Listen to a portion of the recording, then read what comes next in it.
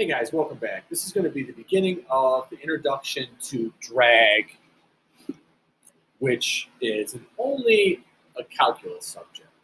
So, what does physics C say you need to know? You need to know how to deal with situations where acceleration is a specific function of velocity and time, write an appropriate differential equation, and solve for VT by separation of variables, incorporating a correctly given initial value of V. This is the main thing I'm going to show you how to do. You also need to be able to find the terminal velocity, describe qualitatively with the aid of graphs the acceleration, velocity, and displacement, use Newton's second law to write a differential equation,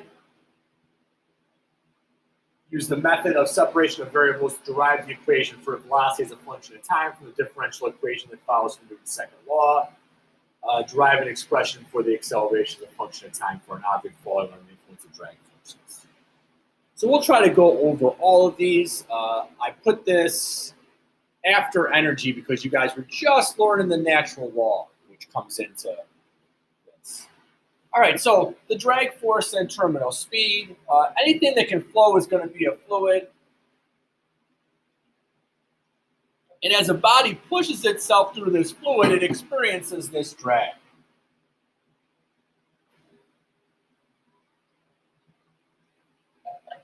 You can calculate this with an equation as long as the body is shaped bluntly.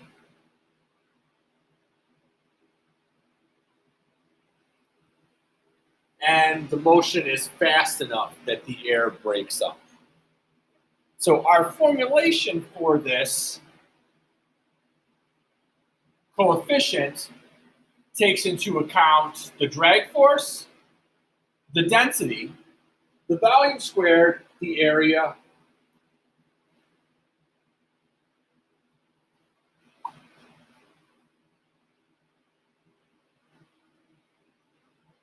Trayvon Pope, if you're in the building. and in this case, the density is not the density of the object, but the density of the medium. All right, so some examples of terminal velocities. Skydiver gets to about 60 meters per second, so like 120 miles per hour. A baseball can get to about 70 miles per hour. A golf ball's terminal velocity is about the same as a baseball's. Interesting. You can see that a hailstone is going to be bigger than a raindrops. So this is going to be based on both the shape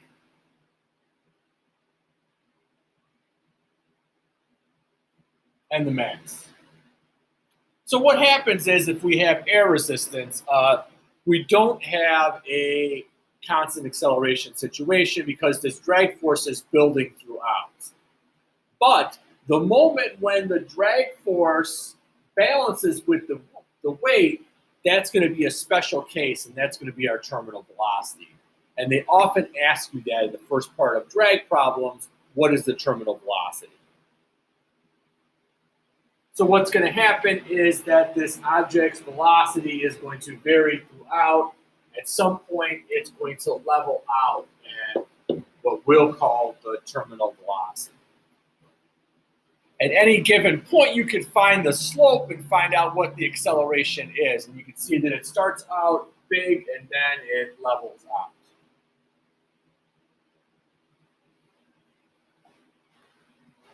These graphs, we're talking about an object, the velocity increases and reaches a level. Here we have an acceleration that's starting at something and leveling out to 0. So this might be a car whose power went out and it is rolling to the right. And no, that would be good.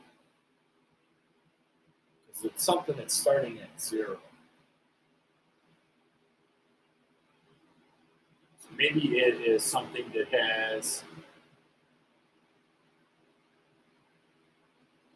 It'd be a lot easier if this was negative velocity, right? Because then we could just say it's a skydiver or something falling. All right, so first example, and we'll see this again. They use a lot of the same equations over and over again for different problems, and they are different problems. A block of mass m starts at rest at the top of an inclined plane of height h, as shown in the figure above. The block travels down the inclined plane and makes a smooth transition onto a horizontal surface. While traveling on a horizontal surface, the block collides with and attaches to an ideal spring of a spring constant k. There is negligible friction between the block and both the inclined plane and the horizontal surface, and the spring has negligible mass. Express all algebraic answers for part A's, B, and C in terms of MH, K, and physical constants. So that in this case is going to be G. The block, again, is released from rest at the top of the incline. When it reaches the horizontal surface, it is moving with the speed of V naught. Now suppose the block experiences a resistive force as it slides on the horizontal surface. The magnitude of resistive force is given as a function of speed of V, as F equals beta V squared, where beta is a positive constant. 1. Write but do not solve the differential equation for the speed of the block on the horizontal surface as a function of time before it reaches the spring. Express your answers in terms of M, H, K, B, and V. So as it is sliding, we're saying that there is a force that is in the opposite direction of its motion. So I'm going to say that F net is equal to MA. I'm going to take rights minus lefts, so I'm going to have minus beta V squared is equal to MA. Okay, so I need to express acceleration in terms of velocity. And I can rewrite acceleration at any given point as the rate of change of the velocity with respect to time. So I have minus beta V squared, and I'm going to put dv dt in for A. All right, I'm going to get dt to the other side, and m to the other side, and v squared to this side. So I'm going to have minus beta over m dt is equal to dv over v squared. And then if I were to integrate from 0 to t dt, these are constants, I can take them out. And I would integrate dv over v squared from v initial to vt, where v initial was the initial velocity they told us it was, and vt would be the terminal velocity. Sometimes they just want this. They don't want to see that you can do the calculus. They just want to see you can set up the calculus. It's time dependent. There's 3 free response questions, and one of them is usually, well, one of them is always a lab one, which tends to be a little bit longer. So sometimes this is where the calculus ends. Sketch the graphs of the position as a function of time, the velocity as a function of time, and acceleration as a function of time for the block as it's moving on the horizontal surface before it reaches the spring. All right, so my velocity is going to the right, so it's going to be positive. It's going to start at v initial, and it's going to end at vt, and it's going to be a curve.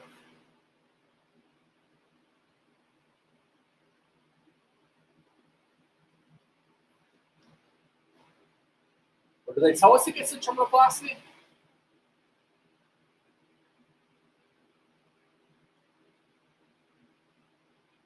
They don't. So I should change my integral here to v and not just vt.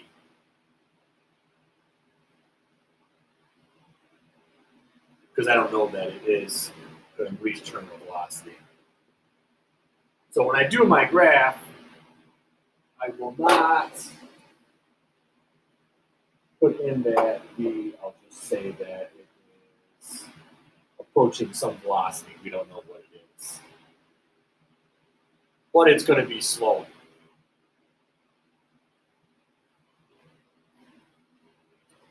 Our acceleration starts at 0.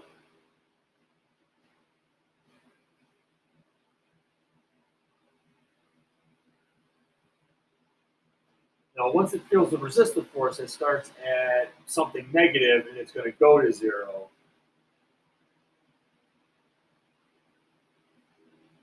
Because as it goes faster,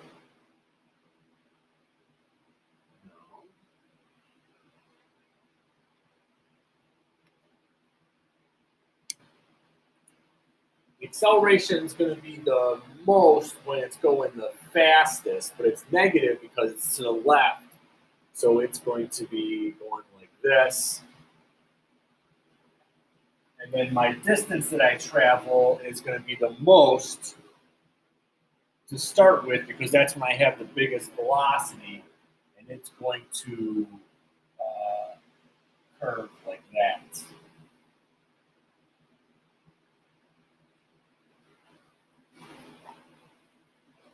All right, students are conducting experiments to investigate the relationship between the terminal speed of a stack of falling paper, coffee filters, and its mass. The procedure involves stacking a number of coffee filters, like the one shown in the figure above, and dropping the stack from rest. The students change the number of filters in the stack to vary the M while keeping the shape of the stack the same. As the stack of coffee filters falls, there is an air resistance drag force acting on the filters. The students suspect that the drag force Fd is proportional to the square of the speed. So our Fd is equal to Cv squared. Using this relationship, derive an expression relating the terminal speed v to the mass m. Okay, so terminal speed is going to happen when Cv squared and mg are balanced. This is the case of F net equals 0. So it's still moving, but it's not getting faster. So I'm going to take my ups minus my downs.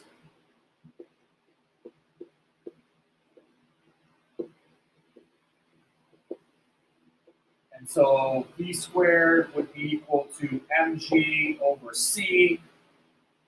I could square root both sides, and then I'll put that little subscript t there to say that it's the square root of mg over c. And they get these terminal speeds.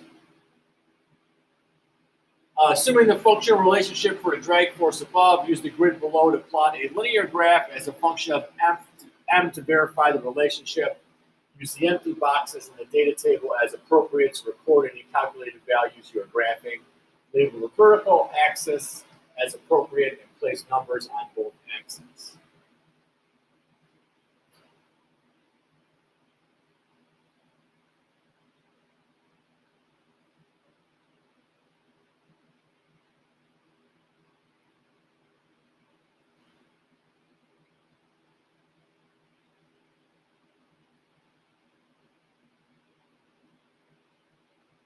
All right, so I want to take this equation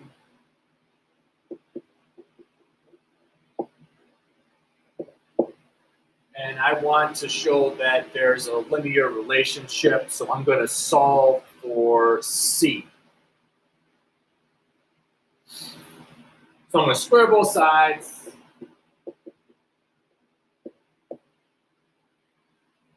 And I'm going to say that C is equal to mg over Vt squared.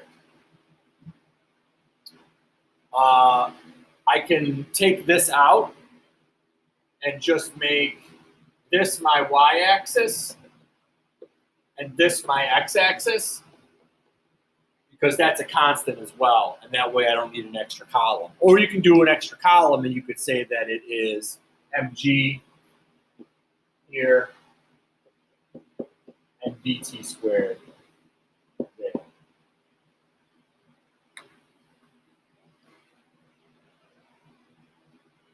It can either be your slope is C, or your slope is C over G. That would be acceptable as well. So this is just going to be 1.12 times 10 to the second. This is going to be 2.04 times 10 to the negative second here too. Just make a small amount to show you the box better. This is going to be 2.96 times 10 to the negative second. This is going to be 4.18 times 10 to the negative second. This is going to be 5.1 times 10 to the negative second. And then I just square these.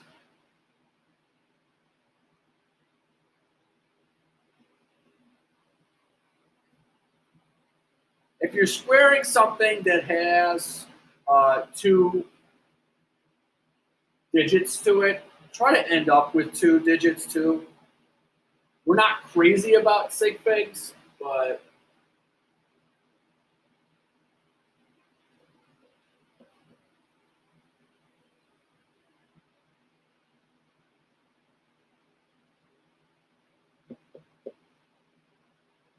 all right, so I'm going to make my y-axis this one, and I'm going to make my x-axis that one, and my slope would be C. Since this is constant, that would be a linear slope. I'm not actually going to graph it. You can if you want to. I don't think they ask us to do anything with that graph, so. Oh, use your graph to calculate C. I guess I am going to graph it. All right, I'm going to stop there, and I'll begin the next video with the graphing of it.